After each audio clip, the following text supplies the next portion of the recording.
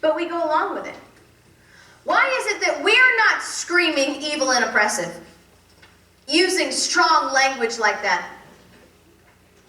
And it occurred to me, I don't think we actually stop and think about it. I want to show you why inheritance tax is evil and oppressive. We work our whole lives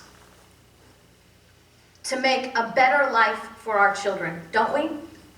I think that is the American dream. I don't think the American dream is a 3-bedroom, 2-bath house with a 2-car garage, 2.2 kids, and a dog and a cat. I believe that the American dream is the fact that we have the ability and the desire to work and work and work to make a better life for our children. I was raised that way. My father was in construction his whole life. He can't straighten his arm out any more than this because he swung a hammer his whole life. I remember as a child him coming home broken and tired and just filthy, and he would tell me, I do this for you. I do this so you can grow up one day and use your mind instead of your body, and you don't have to break yourself like I do. I think that is the American dream. And so we do that. We work and work and work and build an inheritance, whatever it may be, for our children so they can live a better life than we can. And then when we die, everything that we've worked for, all the fruits of our labor, go to its rightful owner, the government. That's what inheritance tax says. The rightful owner of the fruits of our labor is the government. And if our children want to participate in the fruit of our labor, they can purchase that fruit back from the government at an arbitrary price, so then that they can build their whole life and work and work and work. And when they die, the fruits of their labor will go to the rightful owner, the government. Can you think of anything any more evil and oppressive than that? Well, if any of my barons commit a crime, he shall not bind himself to the crown, but will stand for the crime and make amends as are appropriate. In 1100 England, it was considered evil and oppressive for the men who made the laws to consider themselves above the law. Don't you wish Eric Holder had a little piece of that?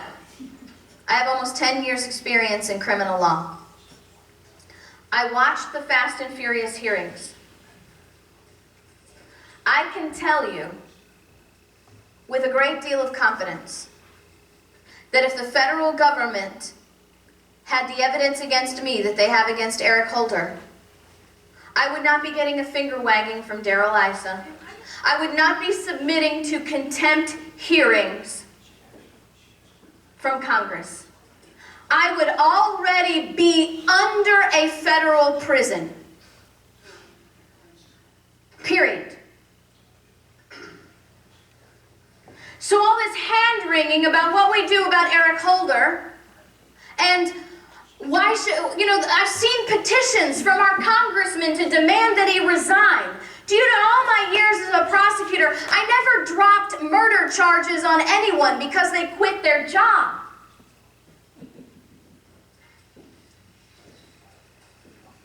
And yet in 1100 England, that was evil and oppressive. Well, before you think we were better off in 1100 England than we are today, rest assured, Henry didn't believe anything that he was signing his name to. He was just doing it to appease the people. But remember, the fundamental principle is liberty belongs to the people, and government will never get that. Period. Never get it. So in 1200, when the most evil king that England has ever known, even to this day, they say that John was the most evil and oppressive king ever known. Hell was fouled by the presence of John, they said. Even he could not get away from the 1100 Charter of Liberties. Now, John was considered evil and oppressive not because of the level of taxation that he perpetrated on the people. He was, after all, the king that started income tax in England. But it was the way that he collected his taxes. You see, if you lived under King John's rule, if you could not, because you were taxed to death already, you could not pay your taxes, you were arrested, you were fined, you were imprisoned, you were mutilated, and executed. He was absolutely ruthless with his tax collection. You guys know King John, by the way. You probably don't realize it. How many of you have heard of Robin Hood? Meet King John. Can I take a little aside and show you how deep your socialist indoctrination goes? What is Robin Hood's claim to fame? He robbed from the rich to give to the poor, right? That is not the truth. Robin Hood was taking the money from the king that had been stolen from the people through oppressive taxation and returning it to them so they could literally live to see another day. You can't even hide the truth in a children's tale. How many of you have seen the Disney version of Robin Hood? Robin Hood's a fox and the king is a lion. If you haven't seen it, go see it. It's very interesting. It's very historically accurate from a children's perspective. What you will find is the king say, taxes, taxes, glorious taxes, bleed them dry with beautiful taxes. And you'll see Robin Hood always stealing from the crown, so he can give the money back to the people. And in the film, literally seconds later, the sheriff of Nottingham comes and takes it back in the form of taxes, so they can live another day. Well, as if murdering people to collect taxes was not bad enough, John committed the final straw for the people. He inserted himself in the church. The people had chosen Stephen Langton to be their archbishop, and John said, nope, I'm not going to accept your choice. I'm the king. I am going to appoint someone, and we are going to take control of your church, the government. But John forgot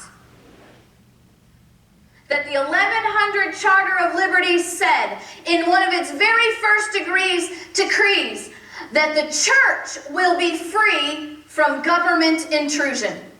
Novel idea, is it not? And so when he put himself in the church and took that liberty from the people rose against him. Stephen Langton and a committee of 25 men created the second document in the genealogy of our Constitution, the Magna Carta of 1215. Most of your historical studies on the Constitution will start you with the Magna Carta, but they're doing you a disservice. Because the Magna Carta is not the first document. It doesn't stand alone. It's the 1100 Charter of Liberties, because the Magna Carta is a response to the 1100 Charter of Liberties. It is the people saying, you made a promise to us in 1100 to not be evil and oppressive. You obviously have no idea what you're doing. So what we're going to do is draft you the guidelines to tell you how to run the government so you can keep that promise and not be evil and oppressive. The Magna Carta is the guidelines by which the king is supposed to run the kingdom to live up to the promise of the 1100 Charter of Liberties. It says there'll be no taxation without representation, which means what? He wasn't talking about that twice-a-year thing that we talked about earlier from 1041. What they were referring to was this committee of 25 men that the Magna Carta gave power to tell the king no. Can you imagine a king being told no by common men? You have to know that did not go over well, right? Well, it also said, and laid the foundation for our 5th, 6th, and 7th Amendments. Our very right to due process and habeas corpus was codified in the 1215 Magna Carta. I can't help but think that if the people in Washington, D.C. had this much education on the Constitution, what you've learned so far, that maybe they'd have thought a little bit longer, a little bit harder before they passed the indefinite detention provisions in the National Defense Authorization Act. But we have had such a dearth of constitutional truth in our teaching, and even more so in our law schools, who do not teach Constitution anymore. They teach constitutional law, which has nothing to do with the Constitution as the supreme law of the land, but places the courts as the supreme law of the land. We have been able to, step by step, veer away from the fundamental principles that our Constitution embodies, some of them beginning over 700 years before it was written. Well, John signs the Magna Carta because he has a sword at his throat, not because he believes any of it. And very few things actually change about kings and kingdoms. They still have the choice to follow the Magna Carta or not, because the people are not really awake enough, not informed enough to keep them on track. So what I want to do is sort of fast forward you to 1621, because this is really the next major advancement in the people's understanding of liberty.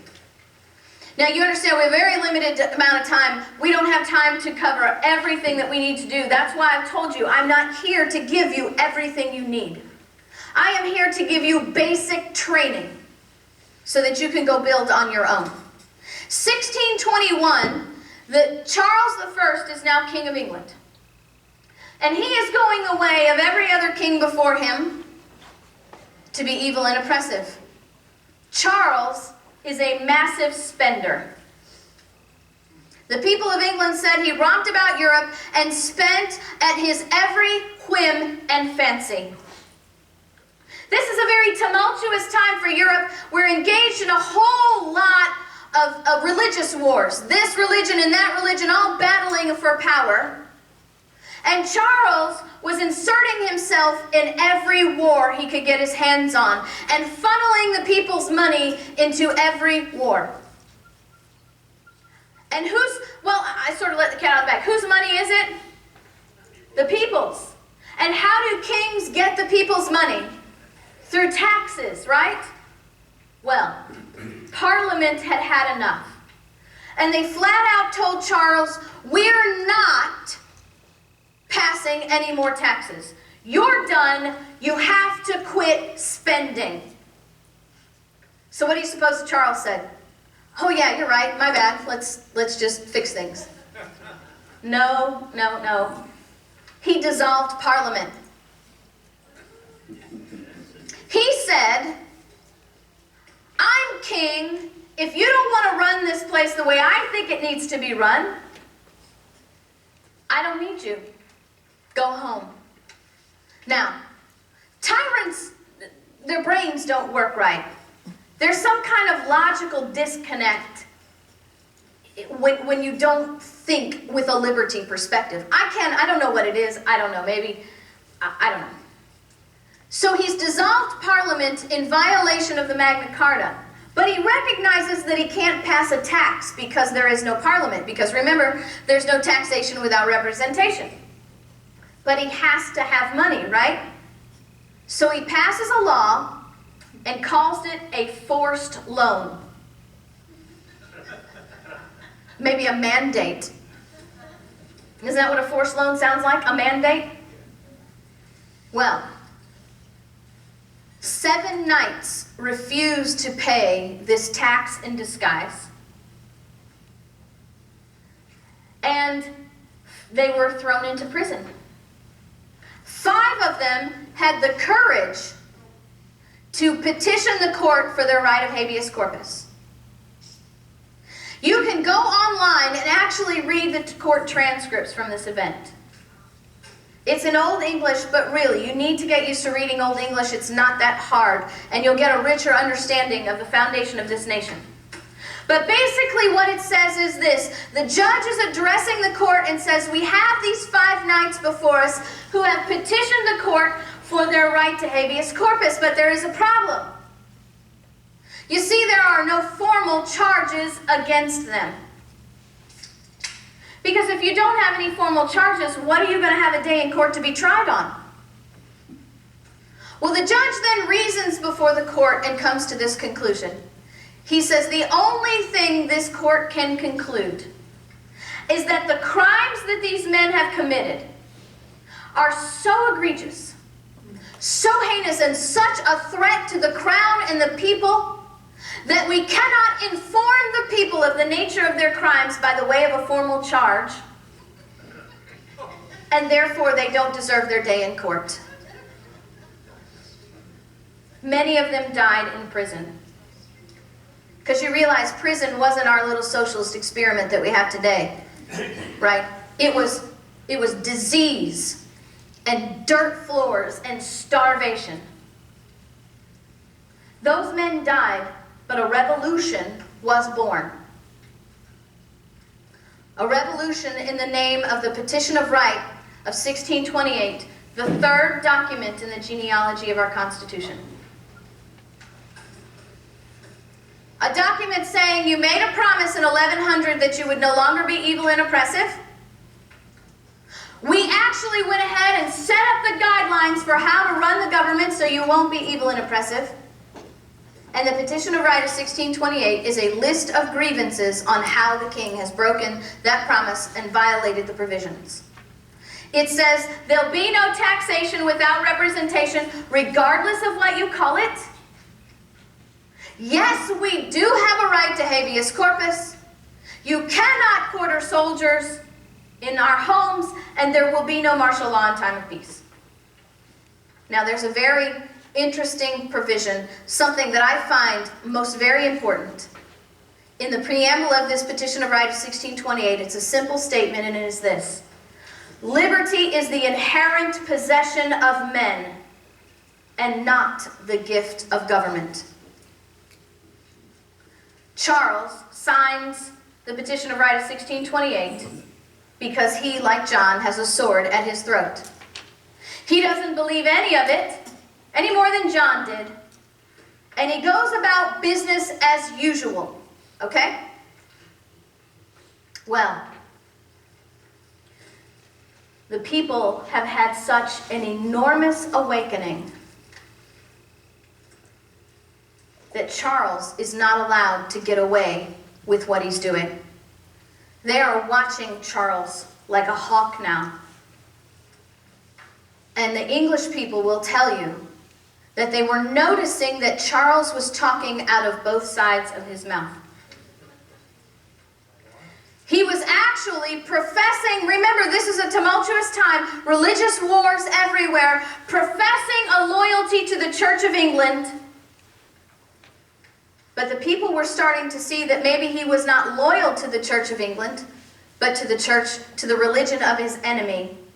And that's why he was spending all that money in all these wars. He was actually funneling money to the enemy to help defeat his own people. The people stood against Charles. They brought charges against him of treason.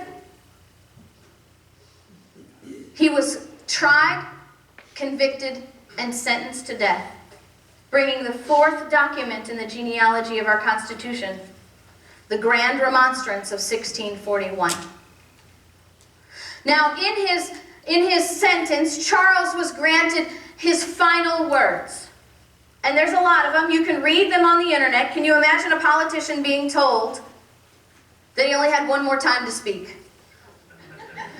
So he had a whole lot to say, right? But I want to tell you one thing that he said that I think is so very telling. He said, "I'll never understand this liberty that the people are working so hard to obtain and protect. I could have provided them with a greater liberty than they ever would have achieved on their own." Didn't he sign the Petition of Right that said liberty was an inherent possession of men and not the gift of government? He never get it. He never got it. And governments never get it. Period. Well, Charles lost his head. But the people got the Grand Remonstrance of 1641, a grand awakening to the value of liberty, and a new step forward in the power of the people. Let me read to you this Grand Remonstrance so you can see where we are. "The root of all this mischief we find to be a malignant and pernicious design of subverting the fundamental laws and principles of government upon which the religion and justice of this kingdom are firmly established." This was such a great awakening of the people. You see that malignant and pernicious design? The people were saying, hey, wait a minute, we're seeing a pattern here to this tyranny. We're seeing the same things over and over again. Let me ask you something. How many of you have heard of sustainable development? Agenda 21.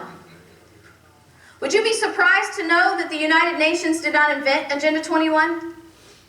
Charles was engaged in sustainable development.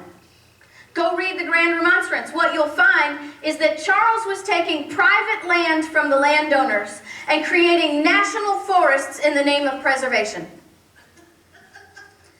Arresting, fining, mutilating, and executing anyone found hunting and foraging in protected forests. Okay, you know what? They didn't have Burger King. They didn't have Walmart microwaves or central heating. If you did not forage in the woods, you died. He was placing environmental protection over the very lives of his people. Do you know what else he was doing? He was attempting to remove them from the gold and silver standard and was creating brass fiat money so that he could control the economy. Go read this stuff. I'm telling you, there is nothing new under the sun. Do you know what Patrick Henry said? He said, I have but one lamp by which my feet are guided, the lamp of experience. I know no way to judge the future but by the past. Alexander Hamilton said, experience is the oracle of truth, and where its responses are unequivocal, they ought to be held to be sacred. And now you have the people of England in 1641 saying, there is a malicious, a pernicious and malignant design to the subverting of liberty. Property rights, taxation without representation, government insertion in the church, corruption of the court systems, foreign law, over and over and over again. And then I looked up that word subvert. That word subvert means overturn and undermine. The English people were saying this plan of tyranny's only purpose is to undermine liberty.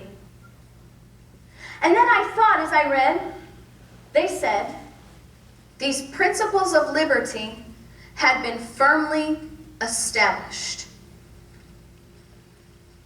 I thought it's 1641. How do they have anything firmly established? They don't have the internet. Everything that I've told you right now you can find on the internet like that. And let me tell you something, as you engage in your research process to build on what you're learning today, don't read other people's books. You have to read the original documents. It's the only way you will know the truth and avoid the revisionism, because there is revisionism on both sides of the road. And it is fundamentally important that we understand the truth today and inform ourselves so that we can own the arguments and know what's going on. Firmly established. No internet. They didn't have CNN or MSNBC or Fox to let them know what was going on in the world. They didn't have Rush or Beck or Hannity to let them know when the king's gone nuts, right? How did they have anything firmly established? Do you know what happened before I could answer that question? Conviction. I thought to myself, I've got all this stuff. What took me so long? Can I give you a confession? I'm a recovering liberal. I come from a long history of liberal Democrats. The only thing more evil in my house than Satan himself was a Republican. And it still stands true today. I'm a bit of a black sheep, although my father loves me because I'm daddy's girl. You know, what's he going to do about that? But look, I spent way too much time in college. And if you don't go to college as a conservative, you're not coming out as one. But you know what happened to me? It was like a sanctification process. When I got out of college, I got a job. And I had student loans to pay back. I didn't have Occupy to tell me that the government was supposed to do that for me. And I'm looking at my paycheck and I'm thinking, wait a minute. I have to pay back all of these loans I built up to build a better life. That American dream for myself and for my children in the future. But where is all my money going? That guy down the street who doesn't want to work, who's never worked a day in his life, is getting my money, and I'm trying to do something right here. This is not the fairness that I was told taxes were supposed to be about. There's nothing fair about this. Well, then I had a family and realized that Hillary Clinton was lying to me. Because it does not take a village to raise a child. It takes a family to raise a child. You know where Hillary went wrong with that application? She was looking at the tribal villages, right? Those tribal villages were families. It takes a family to raise a child because the ultimate responsibility of the type of adult my child becomes rests on me both temporally and eternally. And I can't blame anyone but myself for the product of my child. Well, my final conversion was a real one. When I accepted Christ as my Savior, I realized really, for the first time, what one nation under God means. You see, we only have one choice. We will either be one nation under God, or we will be one nation under government. Because whom your master is who you will serve. And only when we are one nation under God are we indivisible. Because governments are not about unity. Governments are about division. Just get in any election year and you'll see it. Class wars, race wars, this division, attack on women, attack on this person, attack on that person. Governments must divide to retain their power. But to be united, we must remain one nation under God.